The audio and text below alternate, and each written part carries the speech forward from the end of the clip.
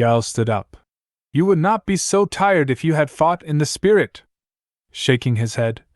You did okay, but when you fight out of anger, you tend to lose control. One Inyekova bent down with both his hands on his knees, out of breath. I remember an old martial artist named Bruce Lee who said, learn to discipline your emotions, because if you don't, your enemies will use them against you. Rising, he looked around him and saw all the carnage. One Inyekova was in shock and slowly said, these were real men? The blood had covered the road and began oozing out of the bodies of the 3 men.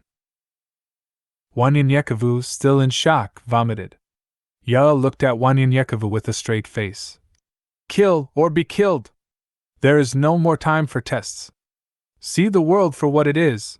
This world hates you just because you are who you are. Before you find rest in Sondheimer, you will kill more or die. Jarl then disappeared. One Inyekova walked over to a samurai that he noticed lying on the ground. He flipped it over and noticed it was old and nicely crafted. Looking at the details, it was a Wakatilian sword. Excellent craftsmanship. I'm going to keep it for myself, he said to himself. Since One Inyekova was an excellent hunter who knew about tracking, he said aloud.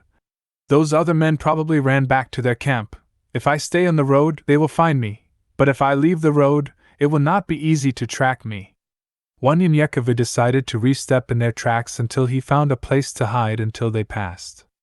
20 minutes later, Uday and Tavi had returned with more men. He could hear a man speaking to Tavi and Uday.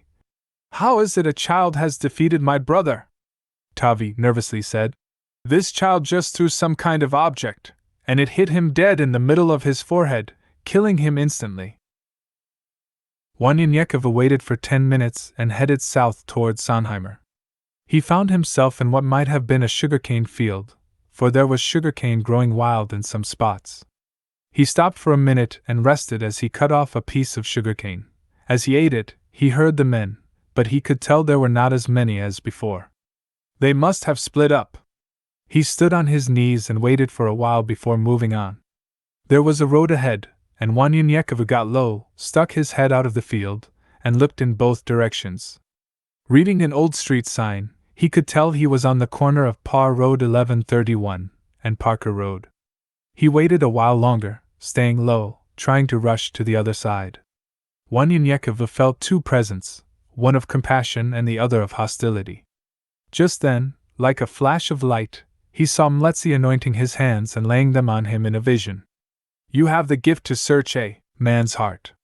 But not only a man, but also all of Sabaoth's creations. You will know if he lies or speaks the truth.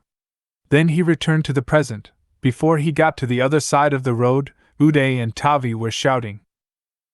He's here! One Inyekova looked at the 2 men standing before him with weapons drawn. I'm not here for trouble. I'm just trying to go my way in peace. You guys were the ones that attacked and harassed me. I was just defending myself, Uday said. That might be, but you killed someone's only brother, and he will not allow you to live another day for your actions. One Inyekova shook his head. I understand. I will fight him and only him. If I win, you let me go in peace, and we will leave it at that, Tavi said in anger. If you kill one of us, you have to kill all of us. You fucking Katie.